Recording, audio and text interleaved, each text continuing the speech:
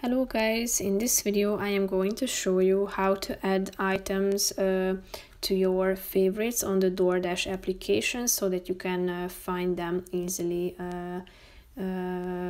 later on. But first I just want to mention, don't forget to subscribe to my channel, because at 10,000 subscribers I am going to show you my whole YouTube revenue statistics and growth strategy, how to make money online. So let's jump into it.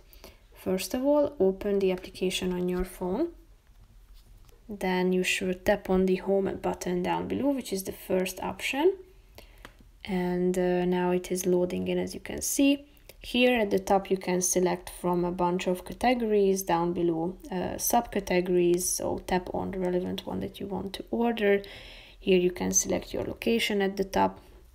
And then after selecting a restaurant that you find interesting and suits your preferences, tap on it, select a product. In a few seconds you will be able to check out the featured items. Tap on the relevant one, and after that you should tap on this heart icon at the top of the screen. Now, as you can see, you've saved your first store. So if you tap on view saved store, you can easily find the restaurant that you have saved, and you can browse among its offers as well, as you can see here. So that's pretty much it for this video, guys. See you in the next one. Bye bye.